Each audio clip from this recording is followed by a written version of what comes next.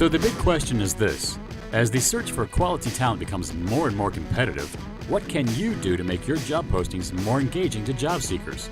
My name is Phil, and you're listening to Higher Education from RightJobNow. Well, it's the wrong number. You call my house again. Hey, welcome once again. It's Mark and Phil. Phil, how are you today? Hey, Mark, I'm well, thank you. Outstanding. Today, we are talking about why it's critically important for you to write good job requisitions, good job posts. And this is certainly a topic that has probably been covered ad nauseum over the last decade or more. I know that we've written how many articles on it, Phil? 5, 6, something like that? Oh, at least, yeah. Yeah. So it's critically important today because, let's be honest, your ATS or your job overlay, your website is the one place where people are going to find everything they need to know about you as an organization and the jobs that you have available. And so, of course, the internet is the place where we all go to look for and apply for jobs. And you want to attract talent. And this is probably the primary piece of your content, written content on your site that job seekers are going to look at to determine whether or not you are the organization for them. So it's critical at this time and in this environment, especially in healthcare with as competitive as it is, that your job descriptions are concise, that they're interesting, and they're easy to read. Plus, you've got to be found. So yeah, you got to be aware of your SEO, especially with job postings when you're recruiting from the organic traffic sector and you're not able to use the Google for Jobs markup in your post. Otherwise, you're dead in the water. Yeah, I mean, if your posts aren't well written, if you don't have clear titles, if you don't have good keywords used in your titles and in the body copy of your posting, your search results are going to be poor. You're going to get bad placement on free boards like Indeed and Google and others, even if you get on Google for Jobs, which your modern ATSs can't accommodate you for. Yeah, keywords are still the king of the playground in search. You can't avoid them. And you're shooting yourself in the foot if you're skirting them by using abbreviations in your job titles. You have to be clear with the search engines with what you hope to achieve with the results. It's the difference between getting jobs filled and having them sit there. Yeah. So, Phil, there's the job posting and the job description part of the requisition. And the key is knowing the difference between the two and which one to lead with. Yes. So your job description, it contains all the details and the responsibilities of this particular position. It's typically, that blasé recitation of the responsibilities of the job.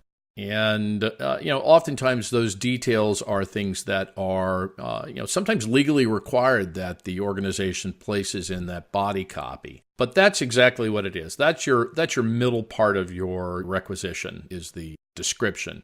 What you want to lead with, the marketing piece of your job requisition is the posting.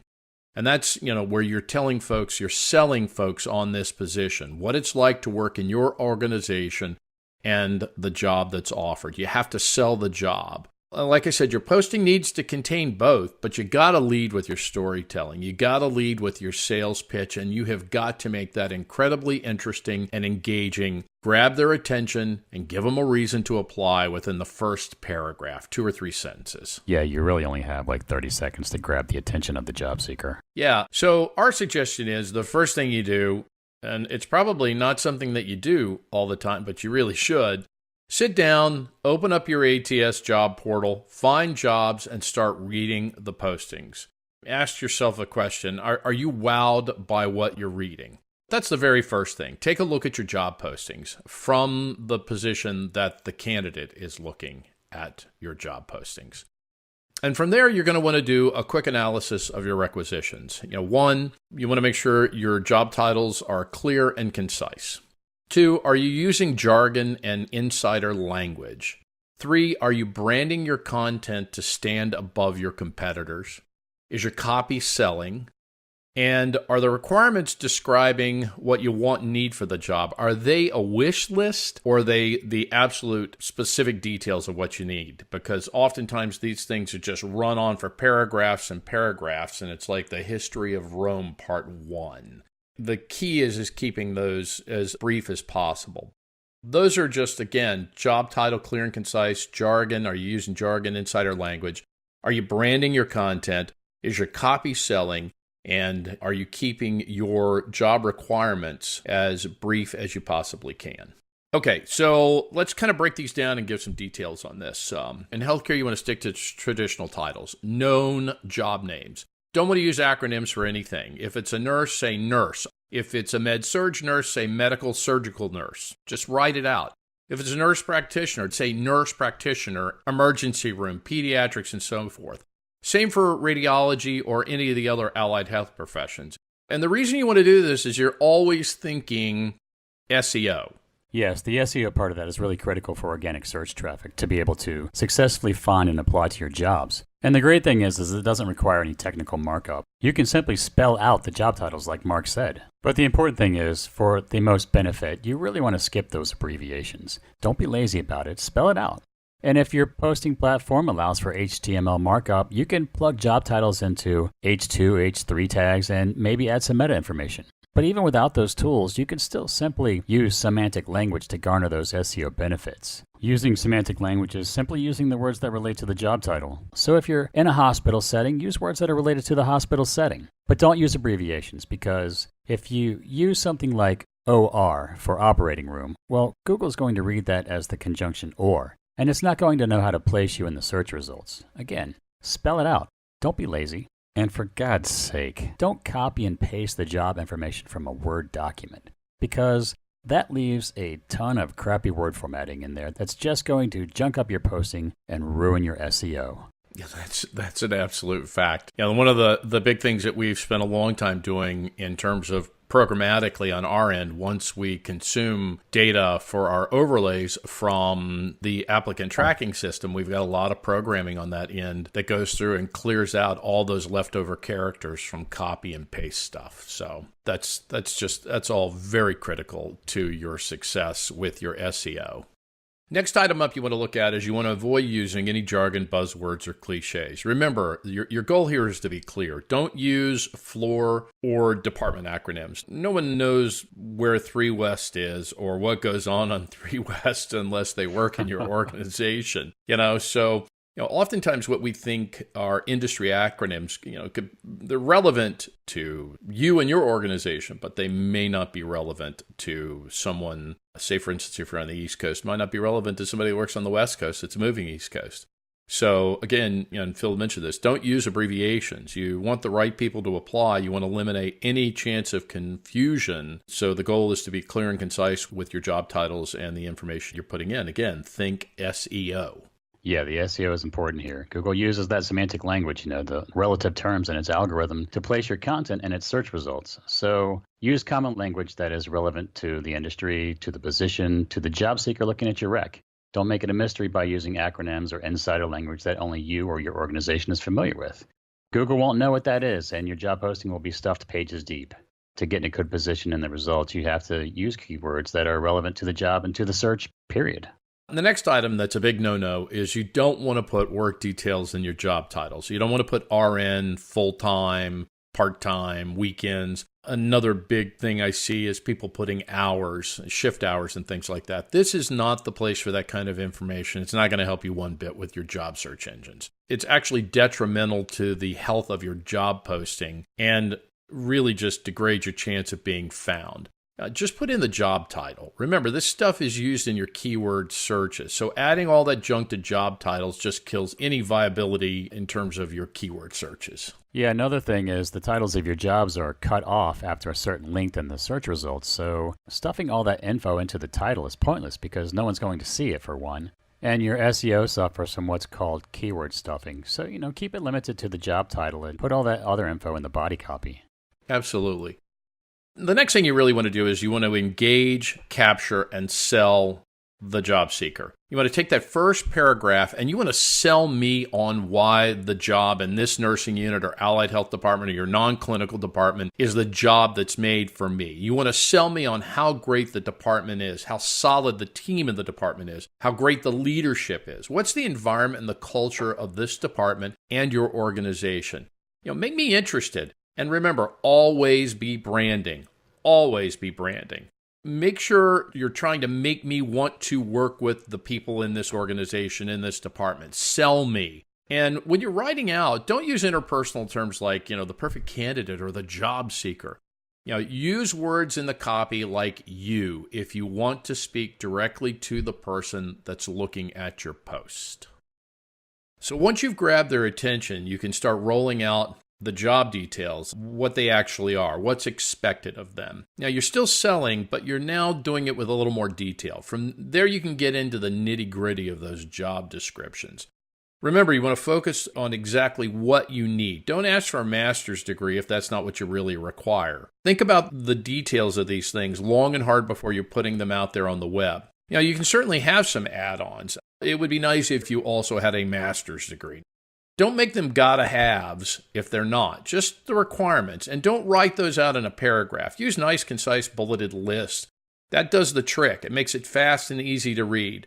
And those are the things that are important to remember if you want candidates to actually read your requisitions before applying. Readability of your requisition is critical. You don't want people applying for something that they are not qualified for. So if you're spelling it out clearly, and again, bullets are nice and easy. They're short, fast, sweet, easy to consume.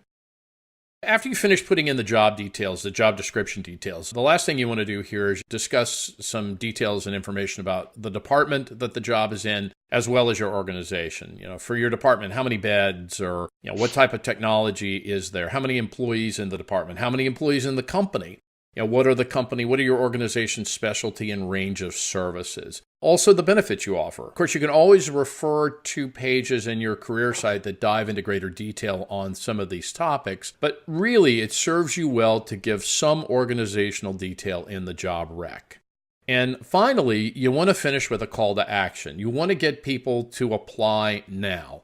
So remember, always be branding, always be selling your company and selling the job. Get them to do something other than click the close button on the browser. Once you've written this brilliant copy for your job posting, your job descriptions, you want to go back through and you want to ensure that you've optimized every bit of your content for search engines and job boards. Look, everyone has a nursing job, an allied health job, but you want to be the organization that's taking advantage of all those things that cost you $0 to ensure your jobs and your organization float to the top of searches. One thing to be cautious of, you don't want to overuse keywords. You certainly want to repeat your job title keywords and in your job post a few times, but you don't want to overdo it. Search engines are smart, and they hate when you do that. Yeah, as I mentioned before, doing that is called keyword stuffing, and Google will penalize you for using the same keyword too many times. So, keep it semantically related with words that are similar or related. It's not rocket science. Basic on-page SEO is not hard. And one of the things you can do to improve your rankings is to take a look at the job post at the top of the results, whether they're in Indeed or some other job board or in Google for Jobs. Those posts at the top are there because they have great SEO. They're well written and they have good keyword placement and usage. And what you can do is use their language and then write it better. Make it yours. Make it stand out more than theirs. If it can't get you above them in the results, it'll at least get you closer to the top. Absolutely. And I've not said this, but you want to make sure that somewhere in your copy you've actually mentioned where your job and your organization is. You want to be found. If you don't tell people where you are, they're not going to know. And sadly, your applicant tracking system is not going to help you out. They're not good at helping people find out where you are. Because the URL that they expose contains no relevant information about the organization, no job title information, no location information, no nothing that goes into the posting. So it's up to you, unless you have an overlay like RightJobNow that includes relevant job info in the URL of your posting. Yeah, Google can't really generally index ATS URLs because, for one, they're closed off to the general public, which means they're also closed off to the crawlbots that index web pages. But also, they're historically garbled with technical characters that just make no sense to a crawlbot anyway, so they can't be indexed properly in the results. What you want is a platform that can create custom reader-friendly URLs that allow a job seeker to see what the job title is and where it is. When you have that, it's also clear to the search engines where that job should be placed in the results or on any of the number of job boards out there. Yeah, so Don't forget that you want to go back through and proofread your work for spelling, grammar errors, or any unintentional bias that you might have written into the postings. Misspelled words and bad grammar are kind of sloppy. It always helps also to get somebody to help proofread it for you. It never hurts to have another set of eyes reviewing your content. And specifically, if you can find someone in the department that you're writing the job post for, give them an idea if they're looking at it, if they're saying, hey, yeah, if I read this, I'd want to apply for the job. Never hurts. And I would highly suggest that you get somebody to do that for you. You also want to make sure your content is mobile friendly. When I say that, it's, small screens make tons of tiny scrolling content really frustrating to read. So remember, good, clear, concise title, sell the job, branded in the first couple of paragraphs. Keep your job descriptions, your details below that. Keep them as concise as possible. Use bullets if you can. You want to keep your folks reading through. You don't want them to drop off. You don't want people applying for something they don't actually have the skill set for. So you want to keep your content clear and concise, and you want to sell, sell, sell. Look, it's a very competitive environment out there today, and if you want a successful recruitment effort and quality candidates, then that needs to be reflected in the content of your requisitions. Yes, follow the simple rules, and you'll certainly have an advantage over your competitors. And your requisitions will ensure that you get some great placement in search engines and job boards.